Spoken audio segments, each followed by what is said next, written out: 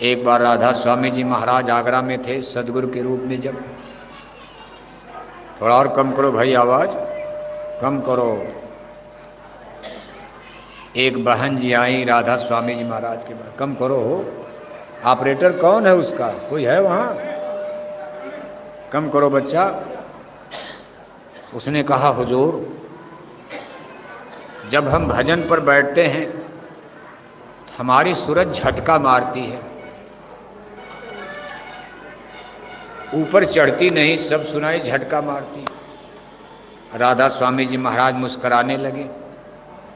अब महात्मा डॉक्टर को तो मर्ज का पता ही, मरीज को क्या मर्ज है, मरीज को क्या पता कौन बीमारी है, लेकिन डॉक्टर को पता है कि कौन बीमारी है।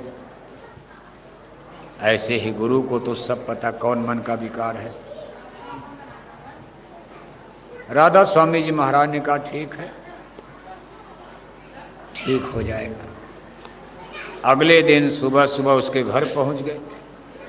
वो देख करके हैरान कि गुरु महाराज हमारे घर आ गए, और आकर के उसके सीधे एक कमरे में चले गए। और जहां उसका बड़ा बक्सा था, कहा जरा बक्सा खोलो तो। अब बेचारी कुछ समझ ही नहीं पा रहे कि ये क्या मामला। अब जब बक्सा खोला गया तो उसमें इतनी साड़ी, उस जमाने में जब देखो भारत में ब्रिटानिया हुकूमत, अंग्रेजों का राज था। हमारे देश में ज़्यादातर लोग गरीब थे उस समय, लेकिन वो आगरे शहर की धनी मानी सेठ परिवार की औरत थी। उसके बक्से में किस्म किस्म की रेशमी, जिसमें सोने के तार लगे हुए थे, कई दर्जन साड़ी उसके बक्सा में थी। राधा स्वामी जी महाराज ने एक एक साड़ी उठाकर और सड़क पर फेंकना शुरू कर दिया। और जो लोग रास्ते से जा रहे, कहे भाई गुरु जी की तरफ से दान हो रहा। और उस बेचारी का तो कलेजा धक धक, महाराज ये क्या हो रहा? अरे मेरी साड़ी सब आप दान कर दे, लेकिन बोले कैसे, गुरु की बात है। अब गुरु महाराज फेंक रहे तो कौन भले मन में जो हो, लेकिन हाथ तो पकड़ने की हिम्मत नहीं है। एक साड़ी, दो साड़ी, तीन साड़ी, कीमती कीमती साड़ियाँ जिसमें सोने के तार लगे हैं, सब सड़क पर दीन दुखी, एक मंगे भिख मंगे, गरीब आदमी सब लूट रहे। कहा गुरु जी दान कर रहे हैं। अब उनको क्या पता क्या खेल है। लोगों ने कहा भाई गुरु महाराज दान कर रहे हैं, इनके घर से दान हो रहा, सेठानी के यहाँ दान चल रहा। टोले मोहल्ले वाले जुट गए, सब साड़ी एक एक दो दो उठा के ले गए। अंत में 2 साड़ी बच गई। कहा बक्सा बंद करो। कहा इसी 2 साड़ी में तुमको साल भर रहना, साल भर के बाद फिर 2 साड़ी खरीद लेना, साल भर में केवल 2 साड़ी। उसने कहा गुरु महाराज मतलब? कहा अब तुम्हारा भजन बनेगा, अब तुम्हारी सूरज झटका नहीं मारेगी। उसने कहा गुरु महाराज करे। कहा जब तुम भजन पर बैठती थी तो तुम अपनी साड़ियों की ही का सुमिरन करने लगती थी। आज ये साड़ी पहनूंगी, आज ये साड़ी पहनूंगी, कर मेले में जाना है तो ये वाली पहनूंगी, आज बारात में जाना तो ये वाली पहनूंगी। तुम्हारा ध्यान तो इसी बक्से में गहने और साड़ी में टिका था। आज तेरे मैंने बहुत बड़े बंधन को तोड़ दिया। अब उसका वही खजाना था, उसका गहना और उसका गहना। अब औरतों के लिए क्या होता? जमीन जायदाद, गाय बैल भैंस तो सब पुरुष के जिम्मे है। ट्रैक्टर है, ट्रक है, खेती है, दुकान है, फैक्ट्री, कारखाना। औरतों का क्या? वही जो गहना है, सोना चांदी कुछ। साड़ी धोती अपना बक्सा उक्सा में रख, रोज चाबी से खोलेंगी, उसी को गिनेंगी, देखेंगी, उसी को काउंट करती रहती, भाई ये है, इसको इस बहू को देंगे, मरते समय इसको ये देंगे। और उनसे कहा जाए कि बेच दे, ना ना, ये मरते समय बहू को देंगे, जिससे हमारी कम से कम परवरिश तो होगी। हमारे पास कुछ नहीं रहेगा तो बहू हमको रोटी नहीं देगी, यही गहने वहने के लालच में बहू हमारी सेवा करेगी। ये सब संसार का नियम। लेकिन होता ऐसा नहीं। आपके सोचने से क्या होता, जैसे जिसके भाग्य में है। और जब वो स्त्री अगले दिन ध्यान पर बैठी तो उसका भजन बनने लगा। जाकर गुरु महाराज के चरणों में गिर पड़ी। कहा गुरु महाराज आज मेरा भजन भी बना, ध्यान भी बना, सुमिरन भी बना। राधा स्वामी जी महाराज हंसने लेके कहा, बच्ची इसी तरह सबका ध्यान दुनिया में लगा हुआ है। सुमिरन करते हैं लोग तो मन हाथ में माला लेकर राधे श्याम, जो भी जिस नाम का सुमिरन, कोई राधे श्याम जप रहा, कोई सीताराम जप रहा, कोई हरे रामा जप रहा, कोई हरे कृष्णा जप रहा, कोई गायत्री मंत्र का पाठ कर रहा, ओम भूर्भुवः स्वः तस्वितुर्वरेण्यं भर्गो देवस्य धीमहि धियो यो न प्रचोदयात्। लेकिन मन सबका संसार में भरमता रहता, जहाँ जिसका लगा है, जहाँ जिसका मोह है, लगाव है। कर्मे तो माला फिरे, मनुआ फिरे चहोर। और सत्संगी भाई बहन, जय गुरुदेव जय, आप जय गुरुदेव नाम का माला करते हो। आपका भी मन उस समय खेती में, दुकान में, दफ्तर में, खेती करने वालों का मन ट्रैक्टर में चला जाता, दुकान करने वालों का मन दुकान में चला जाता माला के सुमिरन के समय, नौकरी करने वालों का मन दफ्तर में फाइल में अटक जाता, और इनका ध्यान किचन रसोई में ट्रैक्टर चलाएंगे। इन्होंने कभी ट्रैक्टर, इनका मन ट्रैक्टर में जाएगा, लेकिन इनका भी मन कहीं भटकता अटकता है। जब ये माला पूजा, ये माने बहनें, जब ये जय गुरुदेव 4 बजे सुमिरन करती हैं भोर में, इनका मन किचन रसोई में अटक जाता कि जल्दी जल्दी माला करो, बच्चों के स्कूल वाली बस आने वाली है, लेट हो गया तो पूरी परेठा बनाना, टिफिन भरना, कहीं इनकी बस न छूट जाए। तो कहीं न कहीं सबका मन जहाँ दुनिया में लगा है, रोज रोज जिस काम को करते हो, माला पूजा के समय वहीं आपका मन जा कर के अटक जाता है, भटक जाता है। और भटक में क्यों उम्र खोते, कहीं तुम ठीक नहीं लगना। इसी भटक में हमारी उम्र बीत जाती, समय बीत जाता, निशाना हमारा ठीक नहीं लग पाता। तीसरे तिल यानी मन बुद्धि चित्त का कंसंट्रेशन, दोनों आँखों के बीच में हम निशाना लगा नहीं पाते। निशाना यहाँ लगाया और भटक जाता इधर।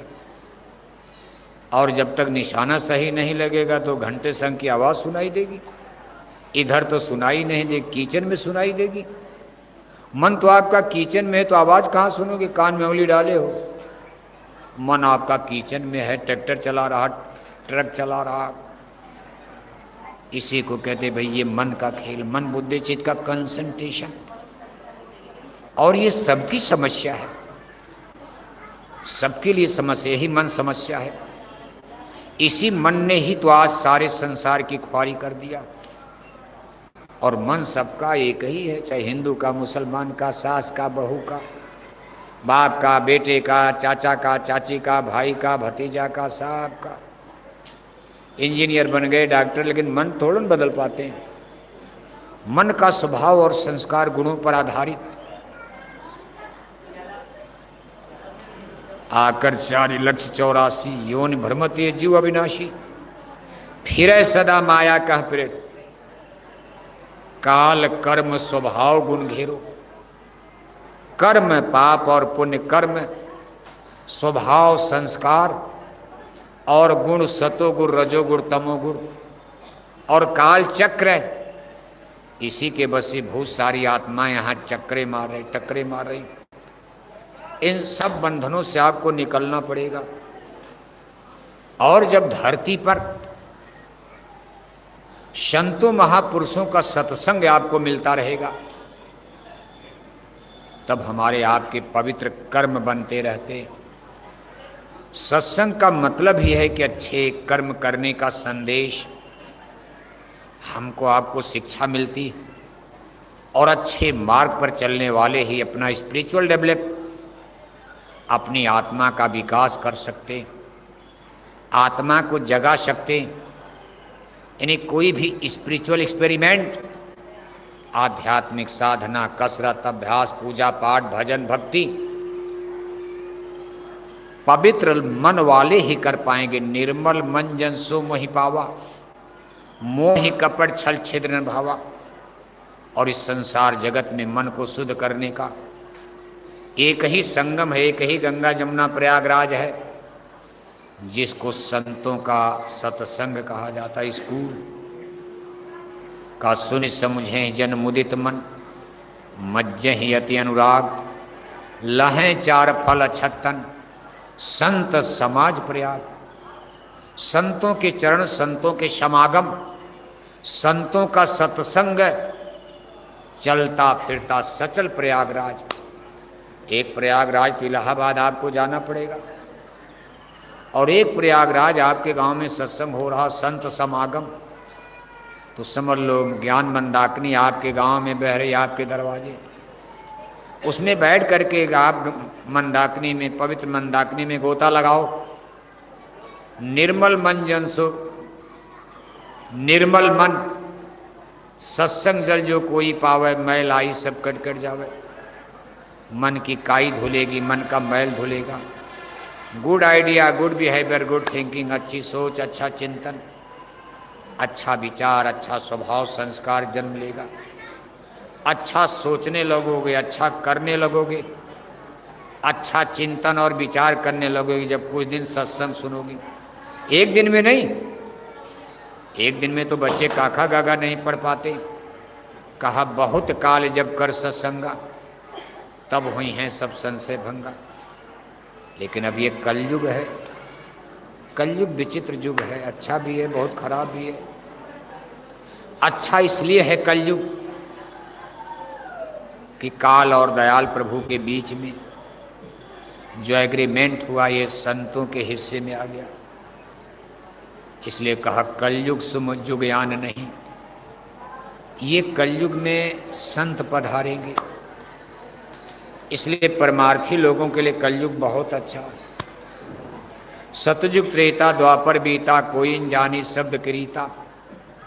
कलयुग में स्वामी दया विचारी, प्रगट करके शब्द पुकारी।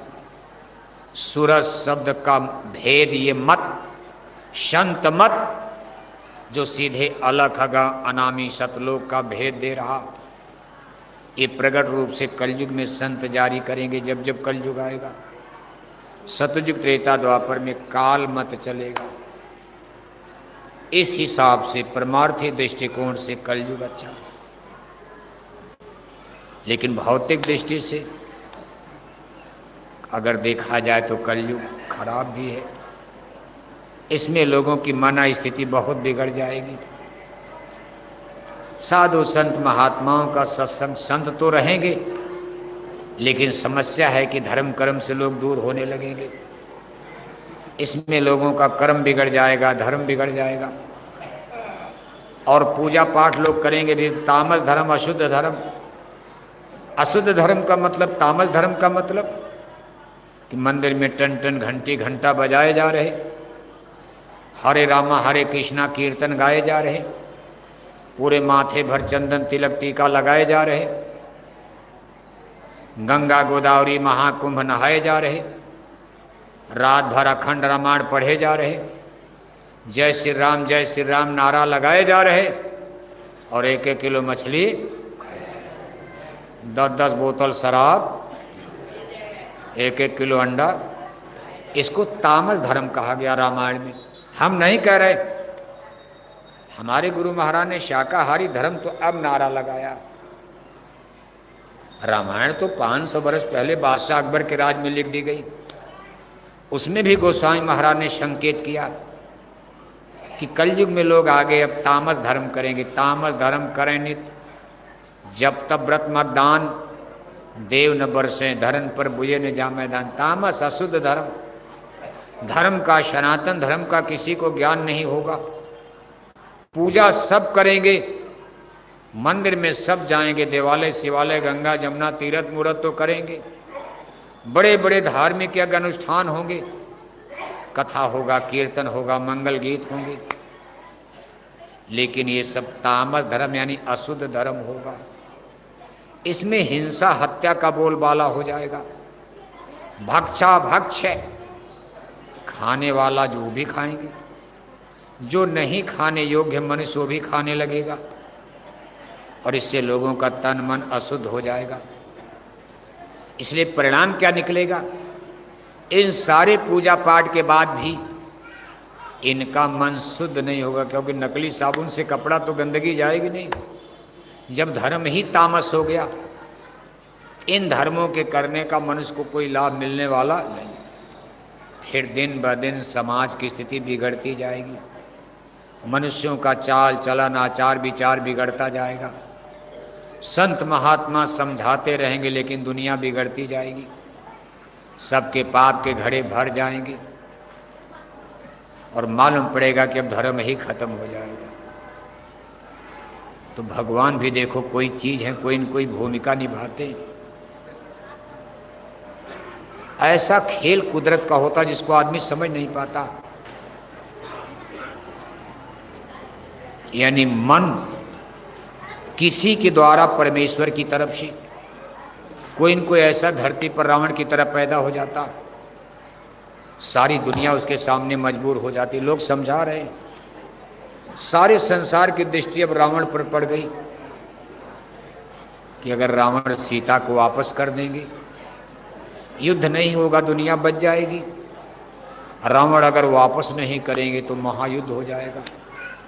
संसार में प्रलय मचने वाली है, एक रावण, और कोई बोल नहीं पा रहा। सब लोग रावण की तरफ देख, भाई क्या चाहते हो? जो समझाने जा रहा रावण डांट करके भगा दे रहे। भगवान राम ने कितना संदेश भेजा, गए सारे संसार के लोगों का गुण, सारे संसार के लोगों की विद्या, ऋषि मुनि साधु सन्यासी तब भी थे, साधु महात्मा बड़े बड़े लोग थे, लेकिन एक रावण ने सबको अंगुली पर नचा दिया। आज दुनिया के भाग्य का फैसला एक रावण पर होने जा रहा। रावण अगर सीता को वापस कर देंगे, दुनिया बच जाएगी। सबकी निगाहें उधर टिकी, भाई रावण आज क्या फैसला लेते। रावण ने फैसला कर दिया, मैं वापस नहीं करूंगा, युद्ध होगा। द्वापर युग में आप देखते हो, बड़े बड़े वीर, बड़े बड़े धीर, संसार बहुत बड़ा, बहुत बड़ी दुनिया की आबादी, कितने राजवंश, लेकिन सबकी निगाहें दुर्योधन पर टिकी हुई हैं। हस्तिनापुर की कुरु राजसभा में अंतिम पैगाम लेकर भगवान श्री कृष्ण जा रहे हैं। भगवान हस्तिनापुर आए, संदेश पांडवों का लाए, दुर्योधन को समझाने को, अब महाविनाश बचाने को भगवान हस्तिनापुर आए। एक दुर्योधन, सारा संसार दुर्योधन की तरफ देख रहा है। आज संसार के भाग्य का फैसला दुर्योधन के हाथों में है, भगवान के भी हाथ में अब नहीं है। अगर दुर्योधन ने भगवान श्री कृष्ण की बात को मान लिया, महाभारत का युद्ध महायुद्ध नहीं होगा। राजा राजकुमार नहीं बनेंगे, रानियां राण बेवा विधवा नहीं होगी। और अगर आज एक दुर्योधन ने भगवान कृष्ण की बात को नहीं माना, महायुद्ध विश्व युद्ध होगा, महाभारत। सब राजा राजकुमार मर जाएंगे, हजारों रानियां राण बेवा विधवा हो जाएंगी। एक दुर्योधन पर दुनिया की निगाह टिकी। ऐसा नहीं कि दुर्योधन ही बहुत बड़ी आबादी थी, और वहां भीष्म पितामह, गुरु द्रोणाचार्य, हस्तिनापुर के कुल गुरु कृपाचार्य महात्मा विदुर, स्वयं हस्तिनापुर नरेश महाराज धृतराष्ट्र। आज सब लोग देखो मजबूर हो गए, कोई बोल नहीं रहा। क्या सब लोग मिलकर दुर्योधन को पकड़कर बांधकर जेल में नहीं बंद कर सकते थे? लेकिन नहीं होता। आप अपने एक बेटा बेटी से परेशान हो जाते हो, गांव वाले तो कहते भाई आप अपने लड़के को नहीं समझा सकते हो, लेकिन आप कहते भाई मैं क्या करूं। अगर कुछ कहूंगा, बेटा कहता जहर खा के मर जाऊंगा, बेटा कहता मैं गोली मार दूंगा आपको। कोई आदमी नहीं चाहता मेरे बेटा बेटी गड़बड़ हो जाए, लेकिन समय बलवान होता, आप मजबूर हो जाते हो। अपने ही बेटा बेटी को आप नहीं बचा पाते हो, अंडा खा रहे हो। आप शाकाहारी जैकेट पहनकर प्रचार में हो, और आपके बेटा बेटी स्कूल कॉलेज शहर में जाकर अंडे खा रहे, क्या करोगे आप? गांव वाले तान भी मारते कि आप बड़े प्रचारक हो, बोरा पहन करके जैकेट पहनकर, और आपके बेटा बेटी ये कर रहे, आप समझाने जाओ झगड़ा करेंगे। दूसरे लोग आपकी बात को मान रहे और आपके बेटा बेटी आपकी बात को नहीं मानते। भगवान की लीला देखो, कुछ करना उनको नहीं है। इसी को कहा है करें करावें भंजें सोई, उमा राम गत लखन कोई। भगवान राम ने कहा है कि काल रूप में तिनका भ्राता, शुभ हर अशुभ कर्म फलदाता। मैं संसार का सृजन भी करता हूँ, बनाता भी हूँ, मैं इनका पालन पोषण भी करता हूँ, रोटी कपड़ा मकान बेटा बेटी घर मकान भी देता हूँ, और मैं ही काल बन करके इनको खाता भी हूँ, नाश भी करता हूँ। मेरे 3 रूप हैं, काल रूप में तिनका भ्राता, मेरा ये रूप है। मैं आज इस संसार को खाने के लिए, नाश करने के लिए मैं, भगवान राम ने कहा काल रूप में तिनका भ्राता, शुभ हर अशुभ कर्म फलदाता। भगवान के ने अर्जुन से कहा, हे अर्जुन, मैं कालों का काल महाकाल हूं। मैं आज इस संसार का नाश करने के लिए मैंने अब जन्म, मेरा काल रूप प्रकट हो रहा है। मैं इन राजाओं को अब जिंदा नहीं रहने दूंगा, ये जिंदा रहने के लायक नहीं। इनके द्वारा अधर्म और पाप फैल गया धरती पर, तो संसार में विनाश, संसार का सृजन, ये सब ईश्वर प्रकृति के, हम आप इसमें क्या करेंगे। एक दुर्योधन ने दुनिया को नंगा नाच नचा दिया। भीष्म पितामह ऐसे ज्ञानी पुरुष के हाथ हम लोग कभी कभी सोचते हैं कि भाई जब द्रौपदी का चीर हरण हो रहा था, इतनी बड़ी घृष्टता सबके सामने, ये भी नहीं कि रात है, सरेआम दिन दोपहरी में राजाओं की सभा लगी है। भीष्म पितामह, गुरु द्रोणाचार्य, कुल गुरु कृपाचार्य सब लोग बैठे। आखिर ये लोग बोल क्यों नहीं पाए, कुछ तो बोल देते। लेकिन सबकी अपनी अपनी समस्याएं हैं, संसार है, यही ईश्वर की लीला होती।